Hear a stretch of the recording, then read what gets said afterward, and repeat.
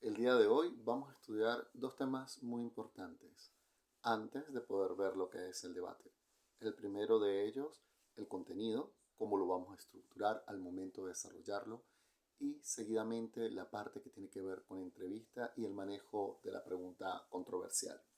Así que comenzamos. En primer lugar, cuando nosotros estamos hablando del contenido, tenemos que saber cómo distribuirlo, porque primero el contenido es lo que yo voy a hablar, pero ¿será pertinente hablar de todo, exactamente todo lo que conozco del tema? ¿O es mejor delimitarlo? Y justamente partiendo de allí es que yo debo conocer que al tema debo delimitarlo. Es el mejor consejo que te puedo dar. Uno lo que hace es dividir el tema o el contenido que tú vas a desarrollar en tres grandes momentos. El primero de ellos, el inicio, el segundo de ellos, el desarrollo y finalmente el cierre. Esa estructura es muy importante conocerla porque es lo que te va a permitir poder ordenar de una manera clara para el oyente el tema que tú vayas a desarrollar. El contenido puede ser de cualquier naturaleza, no necesariamente tiene que ser un contenido académico o tiene que ser un contenido empresarial, puede ser cualquier discurso, cualquier charla, en cualquier momento que tú quieras desarrollarlo. Pero ¿qué vamos a hacer? Entender la importancia de cada uno de estos momentos que vamos a estudiar el día de hoy. Bueno, la razón por la que la miro hacia abajo es porque tengo aquí la presentación conmigo y vamos a ir siguiendo este orden de ideas. Esto es muy importante que lo tengas claro porque cuando uno desarrolla el contenido siempre debe tener un bosquejo o un orden el cual uno va a seguir, ¿no? Evitar la improvisación al máximo. Esto no quiere decir que uno no vaya a improvisar porque es imposible no improvisar. Nunca sale exactamente todo tal cual como uno lo ha planificado y siempre hay un componente de improvisación, pero debe ser el mínimo y jamás la regla. En primer lugar, nosotros cuando hablamos del contenido hacemos una selección no tan extensa y también tomando en cuenta tanto el tipo de público como el tiempo que tú tengas para desarrollar esta actividad. Si tú, por ejemplo, cuentas con alrededor de 20 minutos, estos tres momentos debes hacerlos en ese tiempo. Si cuentas con 10 minutos, lo mismo. Tienes una hora, no importa el tiempo que te den, debes hacer una distribución y estos tres momentos deben estar muy presentes. Técnicas para el inicio, hay muchas. Hay muchas formas de uno poder comenzar. En primer lugar, debes conocer tu público y de acuerdo a ese tipo de público, tú aplicas una estrategia.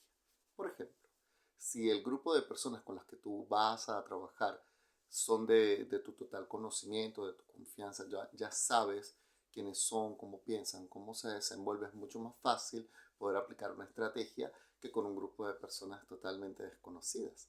Sin embargo, vamos a estar muy atentos a varios aspectos. ¿Cómo puedo arrancar yo un tema? ¿Cómo puedo arrancar un contenido?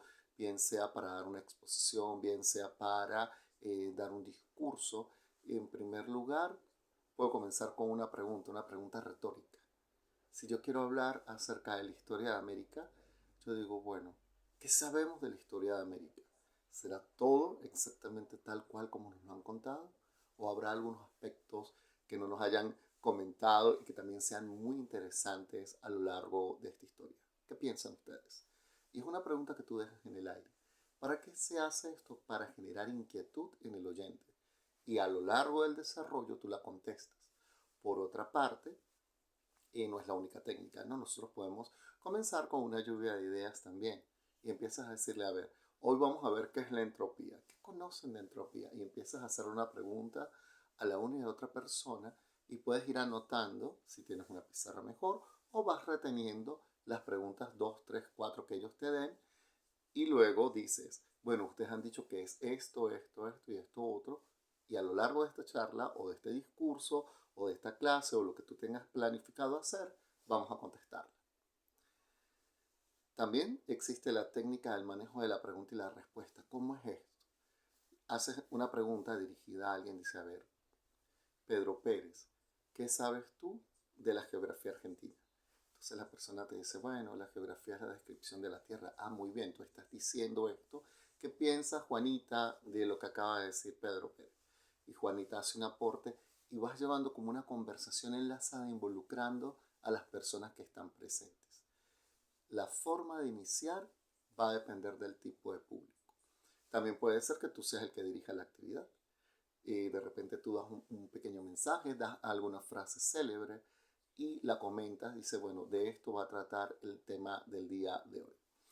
El inicio no debe ser muy largo, como máximo debe tener un tope de 5 minutos y es muy importante porque en el inicio es que tú logras captar la atención del público. Si no se hace bien esta técnica, se corre el riesgo que el público no te preste atención el resto del tiempo que estés tú hablando. ¿Por qué razón? Porque tú necesitas despertar el interés en ellos, ese querer escuchar y decir, oye, me interesa este tema, quiero saber cómo lo va a abordar. Seguidamente de esto, nosotros tenemos el desarrollo.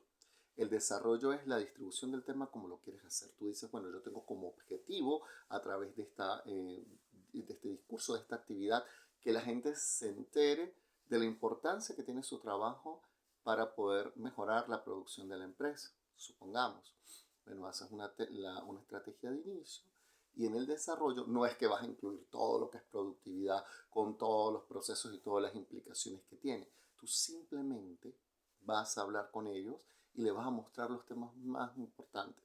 Ahí debes hacer una selección de contenido que sirva para cumplir el objetivo que tú has trazado. Y el objetivo que tú traces para tu actividad debe ser un objetivo alcanzable. O sea, no puedes pretender que se conozcan todos los empleados el manejo de todas las máquinas simplemente con una charla y sin ninguna práctica. Eso es un objetivo inalcanzable. Pero si tú dices, es importante que conozcan la línea de proceso, eso sí lo puedes hacer a través de una pequeña charla o una pequeña clase. Así como lo estamos haciendo tú y yo en este momento, que es cómo estructurar el contenido. Es algo que sí se puede hacer en una clase. Por supuesto, esto va a tener una práctica que posteriormente vamos a realizar. Tú, en medio de este desarrollo, puedes dar definiciones, puedes hablar de características, de ventajas, de desventajas, toda la estructura que tú quieras darle al tema para su mayor comprensión. Y debe ser en un lenguaje que las personas oyentes puedan comprender. Y eso es algo que ya vamos a hablar ahorita que tiene que ver mucho con el código.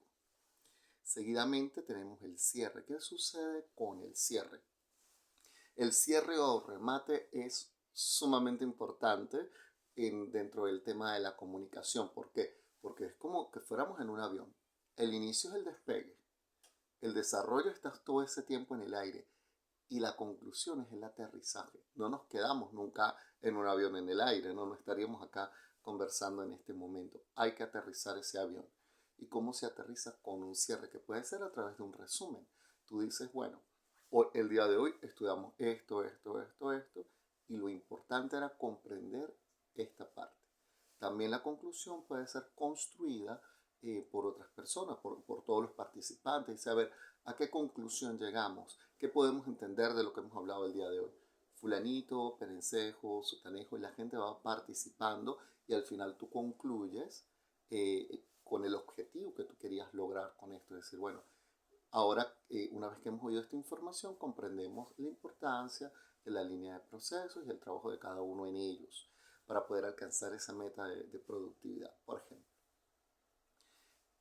¿Que son las únicas estrategias que existen en el mundo? No, pero estos tres momentos siempre se van a cumplir. Inicio, desarrollo y cierre. Nunca lo olvides, que es bien importante. Ahora bien, una vez que hemos estructurado el tema, hay algo que no debemos olvidar, que es la comunicación efectiva. ¿Qué nos dice la comunicación efectiva? ¿Qué es la comunicación efectiva? La comunicación efectiva es que cuando yo emito un mensaje, la persona que está escuchando lo interpreta exactamente con la intencionalidad con la cual yo he emitido dicho mensaje. Si existe ambigüedad, hay algo que no he planeado bien, hay algo que ha salido, digamos, un poco de esa meta que yo me había planteado y necesito reformularlo.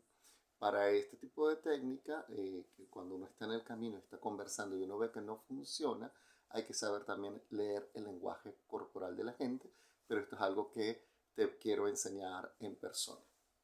Muy bien. Una vez que nosotros conocemos la importancia de la comunicación efectiva y qué es la comunicación efectiva, algo que es bien importante es conocer los elementos de la comunicación y repasamos un poquito lo que hemos visto a lo largo de estos años. Tenemos el emisor, tenemos el receptor, tenemos el mensaje del cual ya hablamos, tenemos también un canal que puede ser, en el caso presencial, por supuesto, la voz, y también hoy día tenemos medios audiovisuales. Nosotros podemos comunicar ideas a través de imágenes sin necesidad de emitir palabras. Podemos también hacerlo a través de escritos o podemos hacerlo a través de tecnología, como estamos haciendo tú y yo en este momento. Y la palabra clave aquí, aparte de estos elementos que te he nombrado, es el código. El código es la manera en que yo me voy a comunicar por la gente. Te leo lo que dice acá. Conjunto de signos en el que se elabora el mensaje.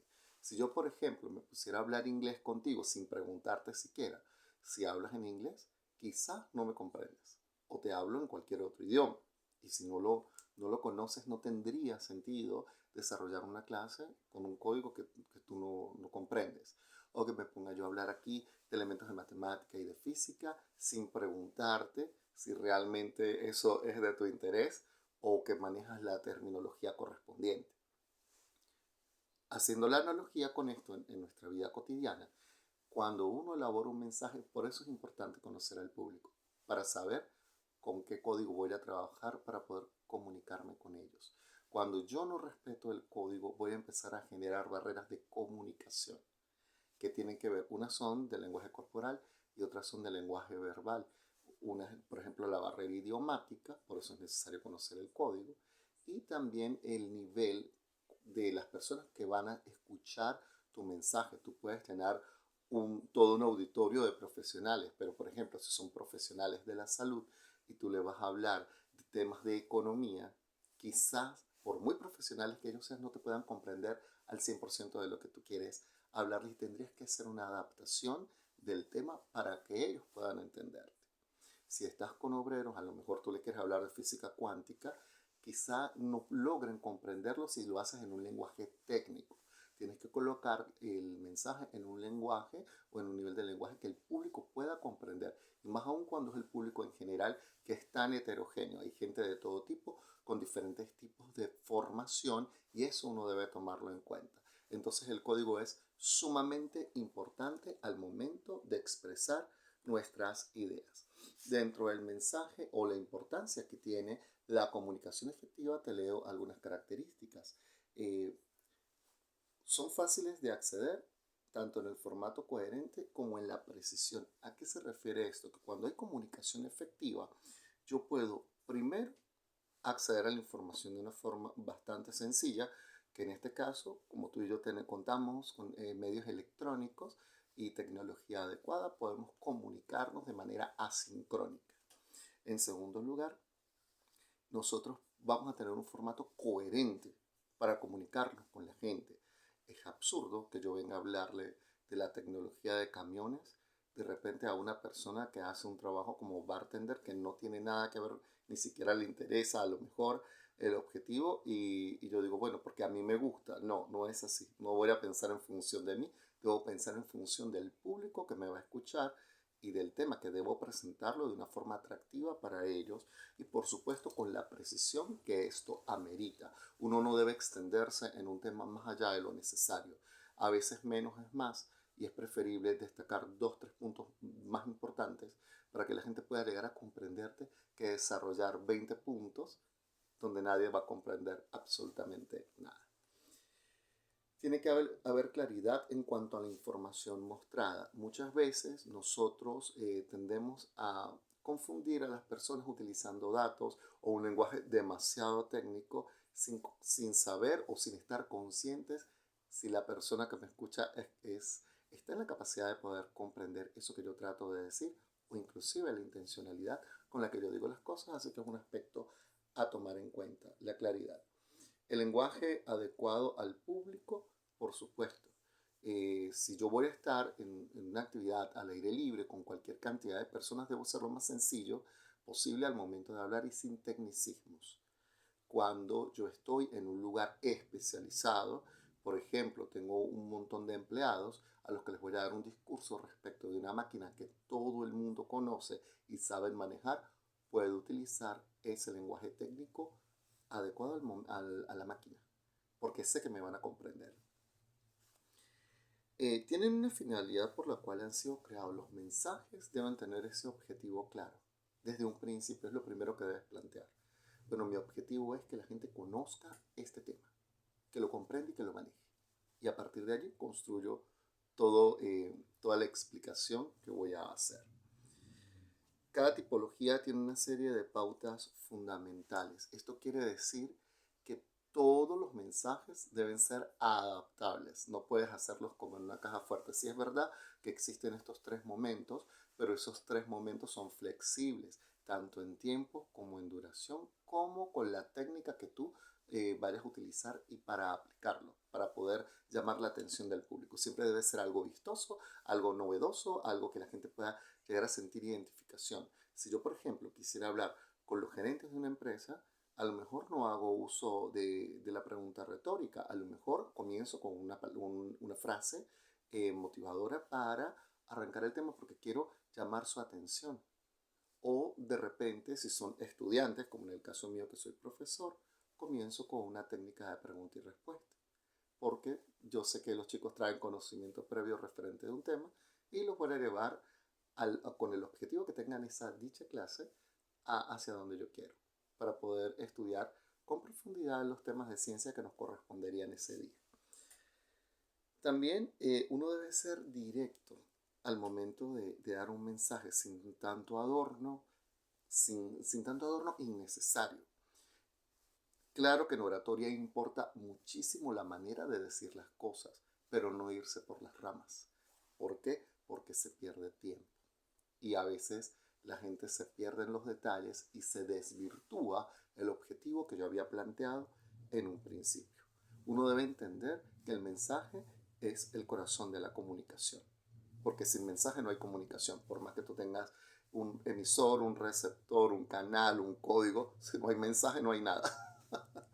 Además de delimitar el tema y de respetar los 3 momentos, siempre debes ser respetuoso con el público, con las personas que te escuchan, estar muy atento a su lenguaje corporal. Esta parte te la voy a explicar en persona. Debes tomar en cuenta el tiempo. A veces, y esto es un problema que tienen muchos jefes, dicen vamos a tener una reunión de 1 hora y citan a empleados fuera del horario laboral porque es por turnos. Y se pasan 2 horas y hasta 3 horas y hay gente que está invirtiendo tiempo que no le corresponde, hasta en sus días libres. Pero hay que cumplir, hay que tener cuidado con eso. Eso se maneja con sabiduría para poder uno generar lealtad en el empleado. Uno debe ser respetuoso del tiempo de la otra persona. Además que las reuniones que son excesivamente largas no consiguen el objetivo esperado. Yo sé que hay situaciones críticas y puntuales que por supuesto ameritan mucho tiempo, pero no son todas las reuniones, ni tampoco es tan frecuente el número de reuniones que se hace en intervalos de tiempo, ¿no? Hablando en esos términos. Uno debe ser empático al momento de comunicar ideas. Debes establecer un vínculo de confianza con las personas que te están escuchando. Y por supuesto hacerle énfasis solo a lo que sea importante. Si alguien a lo mejor hace una intervención y trata de desviar el tema, uno puede dar una respuesta muy elegante diciendo, bueno, muy importante lo que estás planteando, pero lo dejamos para otro espacio, no para este. Algo que también no debes olvidar nunca es que debes tener dominio absoluto del tema que vas a hablar. Tú puedes tener una voz proyectada, hacer todos los ejercicios de respiración, utilizar las técnicas, tu dicción puede ser impecable, pero si no conoces el contenido de lo que vas a hablar, si no dominas el tema, has perdido. Y no es la idea, al contrario. También es importante el saber escuchar, la escucha activa. Así como nosotros queremos una comunicación efectiva, necesitamos para esa comunicación una escucha activa. La gente a veces hace intervención y espera simplemente ser escuchada. Y aunque tú no le puedas dar una respuesta inmediata a la situación, el hecho de escucharlos, por supuesto que van a hacer que tú te ganes el respeto de ese público que está allí contigo.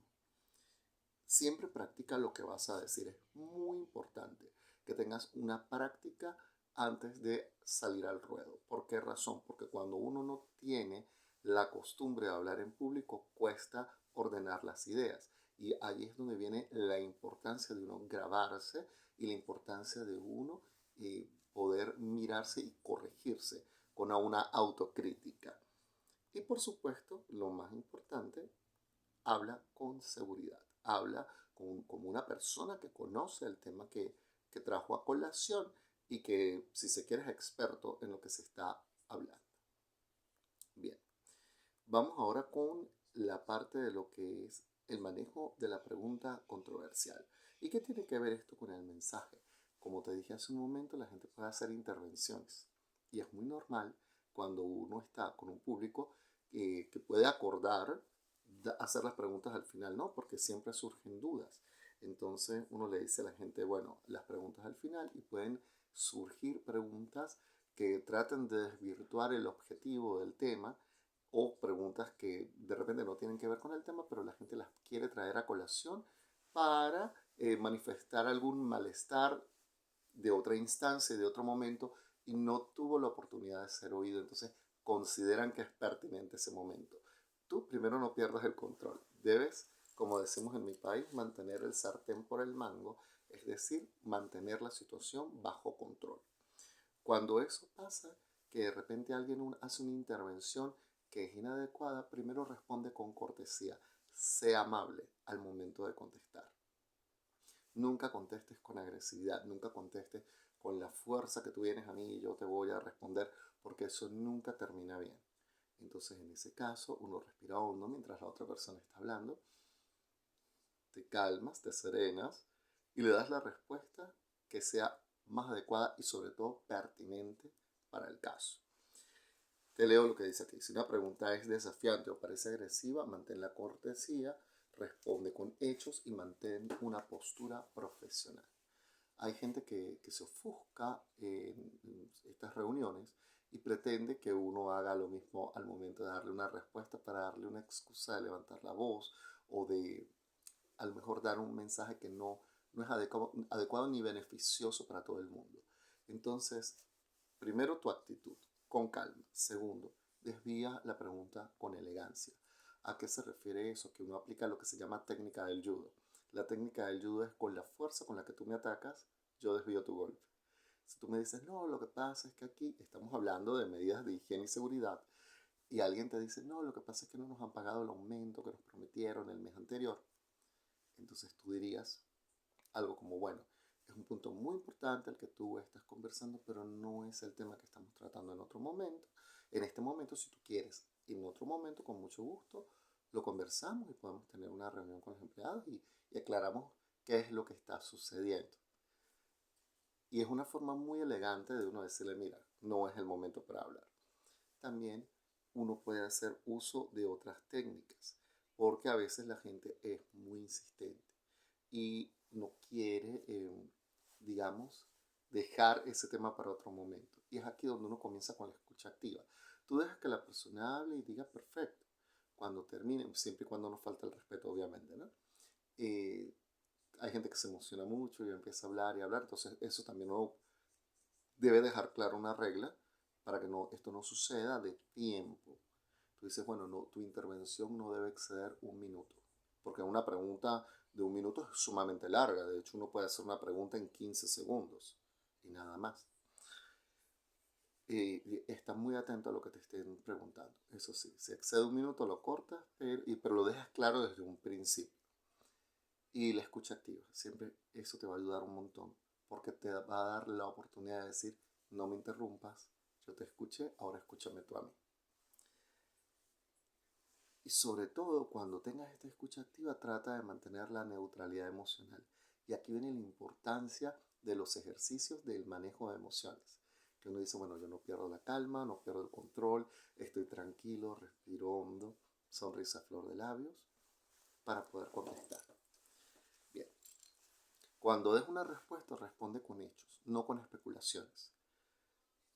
Tú dijiste, por ejemplo, te hicieron esta pregunta de que el aumento que iba a ser en el primer trimestre y ya es marzo, no han pagado, y tú dices, bueno, como bien tú lo dijiste, era el primer trimestre y el primer trimestre se acaba el día de mañana, 31 de marzo. No hemos hecho el pago de este mes, no puedes adelantarte a los acontecimientos, tú ni siquiera has visto cuál va a ser el monto del pago de este mes y no se deben hacer juicios de valor apresuradamente, sino con hechos en la mano, porque en ese momento como empresa no estarían incumpliendo y la gente se ha desesperado y ha manifestado un problema que aún no sucede, que esto también es muy común en el mundo empresarial. La gente se imagina escenarios y van adelantándose a los acontecimientos. Bueno, no solo en las empresas, eso pasa en la vida misma. Otra técnica que puede ayudarte mucho es la reformulación de la pregunta, porque a veces la gente manifiesta una idea de manera desordenada y uno puede interpretar otra cosa. Entonces uno le dice, lo que estás tratando de preguntarme son por los aumentos en este primer trimestre, el cual aún no ha terminado. ¿Es eso? Y las personas, cuando tú le haces una repregunta, caen en cuenta que están siendo malinterpretadas. Dicen, bueno, no, perdón, lo que quería saber es que en caso de que no se cumpla ahorita, si va a haber un retroactivo conforme a lo acordado anteriormente del primer trimestre. Y uno, ok, perfecto, si en caso que no se cumpla va a ser con retroactividad. Y la gente se queda calmada, porque eso les hace estar conscientes del tipo de pregunta que están formulando. Bien. También es muy importante, y esto es muy difícil, sobre todo para la gente que está encargada de dirigir un grupo de personas, un equipo de trabajo, de reconocer puntos válidos. Hay personas que pueden llegar a decirte, oye, pero la vez pasada tampoco cumpliste. Entonces tú puedes decir, bueno, sí, tienes razón, efectivamente, tuvimos una falla, estamos tratando de que estas cosas no vuelvan a pasar más nunca, razón por la cual estamos acá dándole la cara, pero tú tienes que darle una respuesta a la gente, reconociendo los puntos que sean válidos. Y eso no es que tú agachaste la cabeza ni que perdiste, digamos, el control de la situación. Por el contrario, una persona que es capaz de reconocer sus falencias en público, por supuesto con cosas adecuadas, ¿no? No vamos a hablar de los secretos de la empresa, eh, te hace grande, te hace ver grande a los ojos de las personas que te escuchan, porque uno puede ver un ser humano y los seres humanos nos equivocamos, no hay nadie perfecto. No hay una persona que pueda decir, no, yo siempre que hablo jamás me equivoco y siempre he hecho juicios de valor absolutamente equilibrados y descontextualizados o haciendo uno a un lado todos los sentimientos. No, eso no es cierto. Simplemente somos personas. Y por supuesto establece límites. Si tú ves que la situación se sale de control, dices, bueno, lamentablemente en este tono no podemos hablar. El objetivo de esta reunión era eso, las siguientes preguntas o lo que ustedes quieran manifestar. Mi oficina está abierta para poder atenderlos, nombrar un representante y con mucho gusto lo discutimos. Pero no permitas nunca que se salga de control la situación, porque eso sí que puede pesar y pesar un montón en contra tuya o en contra de la empresa o en contra de la institución que tú estás representando como patrón. ¿Por qué? Porque cuando uno discute con alguien o debate con alguien debe haber el objetivo de querer solucionar la situación, no de discutir por discutir. Si el asunto tú ves que va escalando y no llega a un fin claro como de querer decir, bueno, mira, vamos a llegar a un acuerdo, vamos a resolverlo de esta manera, no tiene sentido continuar con la plática. ¿Por qué? Porque ahí solamente van a ser dimes y diretes y ver quién tiene la razón, quién es el más fuerte al momento de hablar, y eso no es adecuado, eso no está bien, no va a hacerle bien a tu imagen y tampoco a la empresa, y no es el objetivo de la comunicación efectiva. Finalmente, debes contar con la capacidad de improvisar. Esta parte la vamos a desarrollar en otra clase porque es un poquito larga y es bastante, digamos, recursiva, ¿no? Todo lo que tenga que ver con la improvisación, que es un tema muy bonito, es un tema que requiere algún tiempo, va a requerir interacción tuya conmigo y vas, por supuesto, a tener su parte práctica. Por lo pronto, lo único que te puedo adelantar es que para improvisar uno estudia y se practica. Uno no puede improvisar aquello que uno no conoce. ¿Por qué? Porque es imposible que yo te diga, bueno, te vas a parar acá y me vas a hablar de todos los casos de derivadas como razón de cambio y tú ni siquiera te acuerdas o no conoces o nunca lo viste en tu vida y tú dices, ¿qué es eso? ¿Y cómo lo improvisas cuando no hay herramientas? Pero bueno, eso es algo que posteriormente vamos a ver. Y te había hablado de la entrevista. ¿Por qué la entrevista es importante? Porque la entrevista nos ayuda a ubicarnos en el tiempo y en el espacio. En el momento en que uno está hablando así, hay varios tipos de mensaje. El mensaje puede ser una exposición, puede ser un discurso que tú vayas a dar, puede ser un debate o puede ser durante una entrevista. Pero cada uno tiene un aspecto particular. Si yo, por ejemplo, voy a dar un discurso, es unidireccional.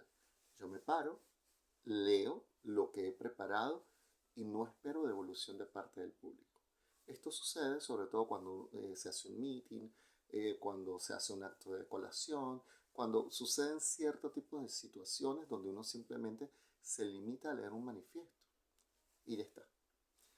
Tenemos la exposición, cuando esto es muy común en las empresas, cuando uno se para, habla de un tema, a lo mejor una maquinaria nueva, y luego viene una ronda de preguntas, donde la gente va a intervenir, va a hacer feedback, que también tiene mucho que ver con medidas de seguridad, con sueldos, con cursos que se dictan, todo esto. Es más expositivo. Si yo voy a tener un debate, aquí sí es por momentos, tiene sus propias reglas. Nosotros vamos a ver una clase única exclusivamente de debate, pero todos estos elementos son necesarios conocerlos primero para poder llegar al debate y decirle, bueno, tiene estas características, existen estos tipos de debate, se puede desarrollar de este modo. ¿Por qué? Porque nosotros tendemos a decirle debate a cualquier discusión. Y por lo general lo que uno está teniendo son discusiones. El debate tiene reglas. La discusión es más espontánea. La discusión es, bueno, tú me dices, yo te digo, a lo mejor tenemos discrepancia en algún punto de vista, pero el hecho de discutir un tema no quiere decir que esté estructurado y que lo tengamos organizado, no, simplemente es bastante orgánica la forma de uno poder desarrollar estas conversaciones. Y la entrevista, en el caso tuyo, porque uno puede a través de la entrevista obtener información, manifestar información, pero también obtener información en el caso de los empleados. Por ejemplo, cuando uno va a hacer una entrevista de trabajo, cuando uno va a dar una entrevista para ver si consigue un trabajo, o cuando uno quiere de repente obtener información de un empleado que ya está dentro de la empresa y uno lo entrevista para ver su nivel de conocimiento, para saber, por ejemplo, yo quiero recomendar a alguien hacer un curso y estoy dudando entre dos personas, yo los entrevisto para obtener información. Entonces, la entrevista es sumamente importante porque nos permite eso. Técnicas de entrevista hay muchas. En el caso de las personas que trabajamos con recursos humanos, nosotros tenemos un baremo que es como una checklist donde uno va puntuando, dice, bueno, se desenvuelve de esta manera, tiene tantos puntos, esto dice su currículum, o cumple con este prerequisito y uno va estableciendo y se supone que él gana por orden de mérito quien obtenga más puntos. En el caso de una entrevista para un empleado, que le hace uno a un empleado para saber el nivel de conocimiento de cada uno, es como una conversación. Pero en estas conversaciones no hay preguntas inocentes. Yo puedo hacer bloques de preguntas de lo personal, de lo profesional y así sucesivamente para saber el nivel que maneja esta persona. ¿Por qué en lo personal es importante? Porque te da contexto de cómo es la persona, cómo se desenvuelve en su día a día, cómo maneja los conflictos, cómo los resuelve, pero con mucha sutileza y con mucha naturalidad dichas preguntas. Luego paso a la parte académica para ver su formación, luego la parte profesional, la experiencia que tiene con el manejo de los equipos que están dentro de la empresa. También debo observar el componente de productividad, cómo se siente la persona dentro de la empresa y si estaría dispuesta o no a asumir más responsabilidades. Y esto es bien importante destacarlo, porque hay personas que sienten compromiso con las empresas porque tienen sentido de pertenencia al lugar. Y hay gente que no, que son muy buenos en su trabajo, pero quieren llegar hasta ahí, no quieren crecer más, les basta con esto y es un punto válido. Uno no puede pretender que todo el mundo sueñe con crecer